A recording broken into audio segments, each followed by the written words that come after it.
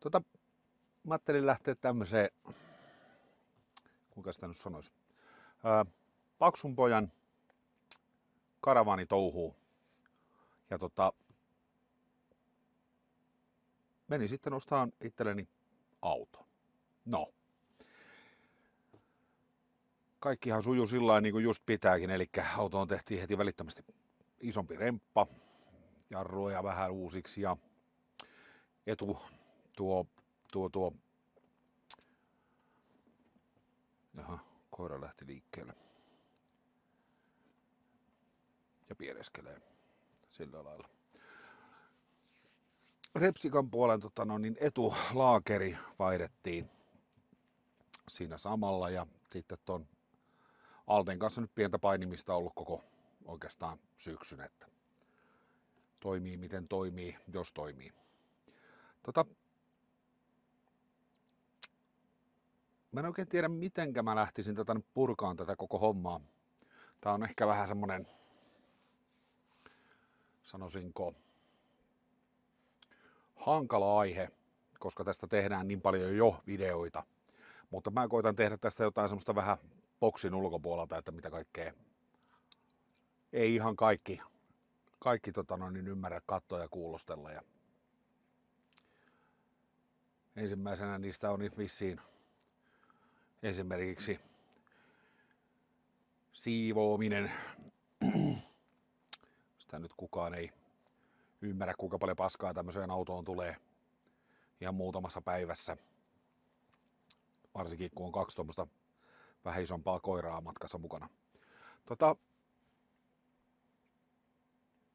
Niistä korjauksista ei mennä sen syvemmälle niihin, mutta tosiaan se, että vanha auto, kaikki ymmärtää, että silloin ongelmia tulee. Ei oo ihan niin yksinkertaista toi elo aina sitten tämmöisen vanhemman auton kanssa, kun siinä on aina jotain pientä näprättävää ja pitää vähän osata itsekin tehdä näille autoille, että pystyy olemaan ja elää näiden kanssa. Muuten tulee niin kalliiksi, että pitää edes vähän tietää, että mikä on plussa-napa ja miinusnapa ja edes jotain tuommoista pientä, että älkää nyt hyvät ihmiset, jos ette tiedä mistään mitään autojen kanssa, niin älkää nyt ensimmäisenä lähteä karavaanari touhuun, koska jos ei teillä ole ystäväpiirissä semmoisia, jotka tietää, niin tulee maksaa sitten ihan maltaita. No, näistä sitten lisää. Sitten mä ajattelin, tässä kun on jokunen vuosi noita mopotouhuja takana, moottoripyöräilyä siis, ja siinä niin sanotusti skenessä pyörineenä, mä voisin valottaa tavallisille puljaisille, että mitä se oikeasti se touhu on, että ei mennä, mua henkilökohtaisesti ärsyttää, että kun nyt aina kun puhutaan moottoripyöristä, niin joku nostaa niin muuta kuin ne Cannonballsit ja muut tämmöiset prosenttikerhot, ei mitään pahaa Cannonballsheille, en aio pistää mitään, antaa immu hoitaa se loppupuoli siitä. Mä ajattelin tehdä tämmöisen tavalliselle ihmiselle tämmöisen valottamisen siitä vielä jossain kohtaa, että missä mennään, mitä tehdään, mitä varten moottoripyöräkerhot niin kuin yleensä ottaen kokoontuu, miksi se on niin mukamas syntistä.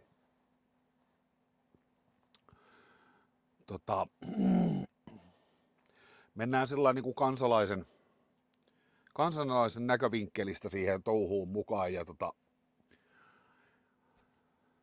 katsotaan mitä saadaan aikaiseksi ja sitten koitetaan saada vielä jossain tuossa kesällä ehkä moottoripyörä koeajoja vähän pistettyä nauhalle ja katsotaan jos päästään yhteistyöhön jonkun pyörätalon kanssa ainakin sillä, että pääsisi näitä ihan uusimpia tekemään niistä jonkun koosteen, mutta mun on pakko sanoa, että kun mä oon tämän kokoinen ukko, että ihan kaikki moottoripyörät, niin jätetään ne 250 kuutioiset ja semmoset kauheat kyykkypyörät, niin jätetään ne ihan kokonaan pois laskuista. Ei, 150 kiloa 2,5 päällä, niin se on ehkä, no kai se sillä kulkee vielä, mutta onhan se nyt vähän semmonen PV sitten, että ei me lähdetä siihen. Mutta joo, siis moottoripyöristä asumisesta, asuntoautossa ja kaikesta muusta ajattelin turailla sitten pitkin poikin tätä kevättä. Katsotaan miten mä osaan lähteä tähän. Tää on ihan ensimmäinen video, jotenka saattaa olla, että vähän ulosanti pätkii. Kyllä joutuu vähän miettimään, että mitä sitä pitää ottaa tätä kielenkantoja raikastelista.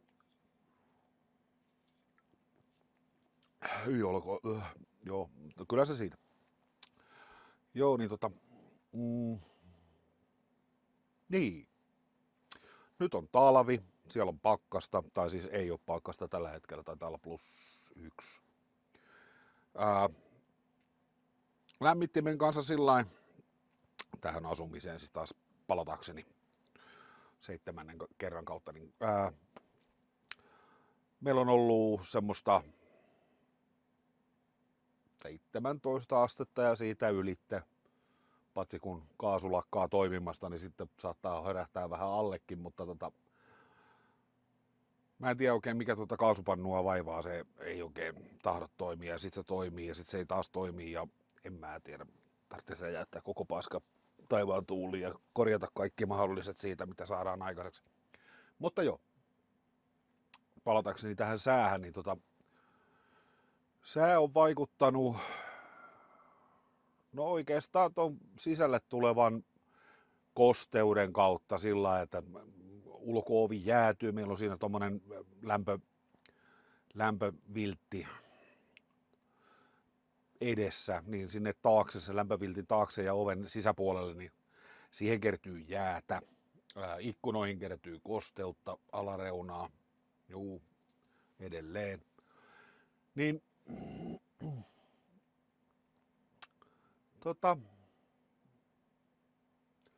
mennään tämmöisiä asioita läpi, mitä niin pieni ihminen ei ymmärrä eikä tohdi niin sitä sanoa tuossa, kun näitä uusia hienoja autoja, missä kaikki toimii mallikkaasti ja on viimeisen päälle laitettu. Niin tää ei ole viimeisen päälle laitettu, tää on paskanen tää vehje, ainakin nyt kun ei täällä kukaan jaksanut siivota.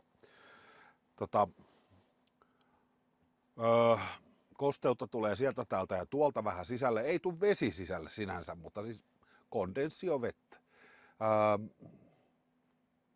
Sähkötykset on tällä hetkellä vähän niin ja näin. Mä en ole vielä jaksanut niitä niin kuin oikein katsoa. Pitäisi tämmöiset vanhat lamput vaihtaa tästä ledeihin. En ole vielä saanut aikaiseksi, koska olen laiska ja lihava. Ja sen semmoista. Mulle saa pistää jotain vinkkejä, jos niitä on. Ja pyydän anteeksi, tämä on tosiaan ensimmäinen video, mitä mä koskaan teen.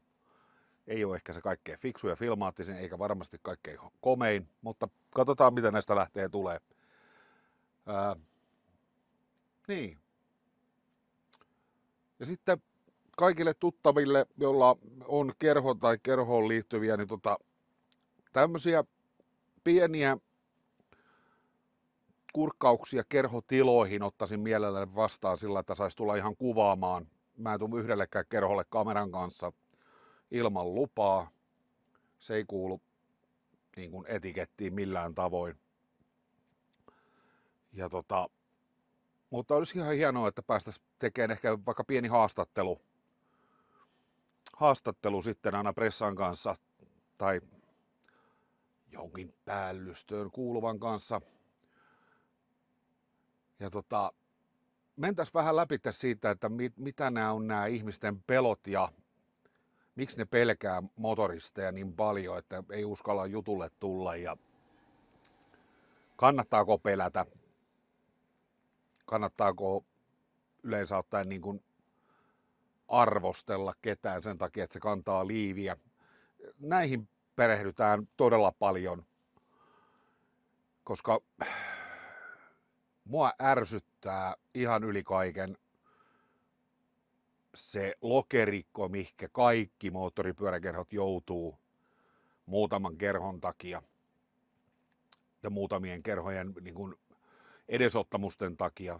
Se on todella raivostuttavaa, koska kerhoja on ihan yhtä paljon siinä, missä on ihmisiäkin, että ne on aivan laidasta laitaan.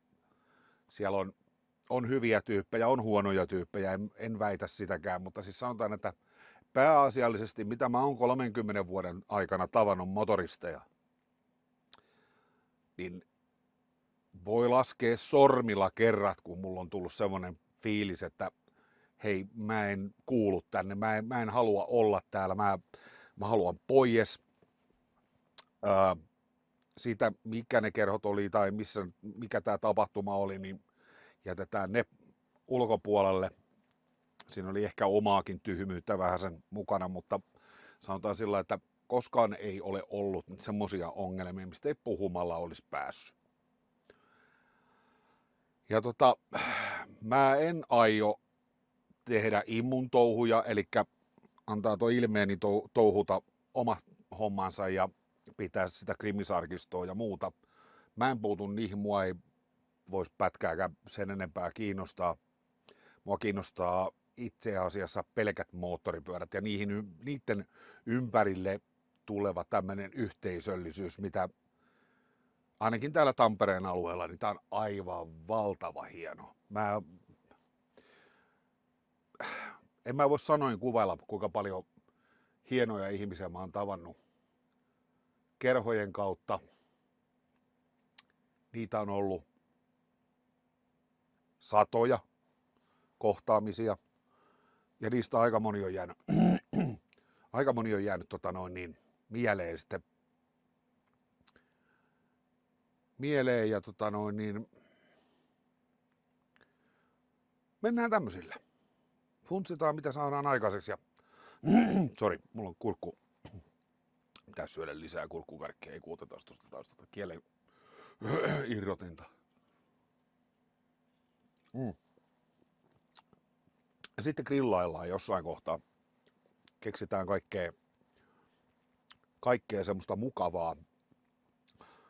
Ja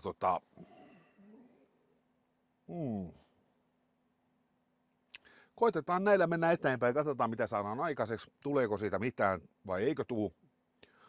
Saa pistää kommenttia. Ulkonäkö on mikä on, sori siitä. En aio kammata naamaani, enkä ostaa banaania itselleni. Laihduttaakin pitäisi, mutta kun kaikki herkullinen on niin hyvää, että ei vaan pysty. Laihdutetaan sitten, kun ollaan arkussa. Hyvä. Näillä mennään. Se on moi.